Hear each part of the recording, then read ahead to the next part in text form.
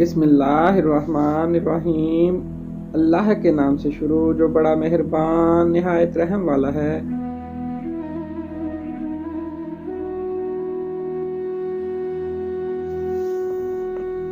ناراض ہونے کے لیے بھی رشتہ چاہیے۔ ناراضگی بہت قیمتی ہے، ہر کسی پر نہیں لٹائی جا سکتی۔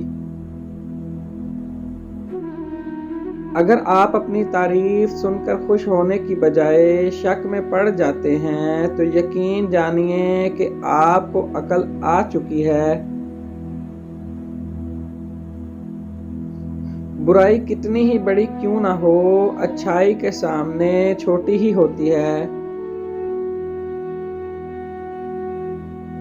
حضرت امام شافعی رحمۃ اللہ علیہ نے فرمایا، سب کو خوش رکھنا بہت مشکل ہے، اس لیے بس اللہ سے اپنا معاملہ صاف رکھو۔ بڑے خوش نصیب ہوتے ہیں اپنی زندگی میں مست رہنے والے لوگ، دوسروں کی زندگی اجیرن نہیں کرتے، سازشیں نہیں کرتے، لیکن کم ہوتے ہیں ایسے لوگ۔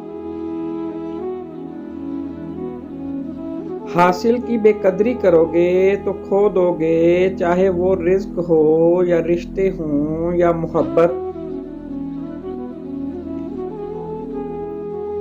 جب اپنوں میں غدار، مکار، منافق پیدا ہو جائیں تو میدان میں کھڑا شیر بھی کتوں سے ہار جاتا ہے۔ خوشیوں کا تعلق آپ کے حالات سے نہیں، آپ کے فیصلوں سے ہے۔ مثال دینا اور مثال بننا دو الگ باتیں ہیں۔ مثال دینا تو بہت آسان ہے، مگر مثال بننا بہت مشکل ہے۔ حضرت علی رضی اللہ تعالیٰ عنہ کا فرمان ہے کہ لمبی دوستی کے لیے دو چیزوں پر عمل کرو۔ اپنے دوست سے غصے میں بات مت کرو، اپنے دوست کی غصے میں کی ہوئی بات کو دل پر مت لو۔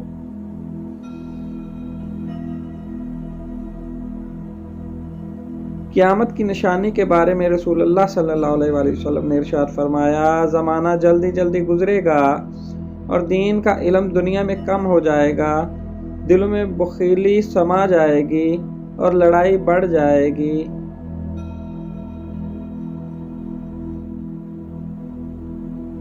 صبر ایسے کرو جیسے روزہ رکھ لیا ہو، اس تسلی کے ساتھ کہ مغرب کی اذان ہونی ہے۔ اللہ تم سے بہت پیار کرتا ہے، اس بندے کی اوقات کیا ہے جو تم سے نفرت کرتا ہے۔ انسان غیروں سے ملی عزت اور اپنوں سے ملی ذلت کبھی نہیں بھولتا۔ جو لوگ دوسروں کو اپنے فائدے کے لیے استعمال کرتے ہیں وہ خود بھی کہیں نہ کہیں استعمال ہو جاتے ہیں۔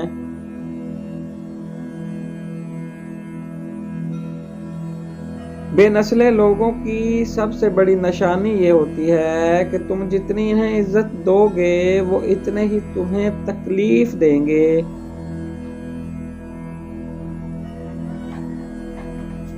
منافقت سے بہتر ہے کہ تم کافر مر جاؤ، کیونکہ جہنم میں کافر کا درجہ منافق سے بہتر ہے۔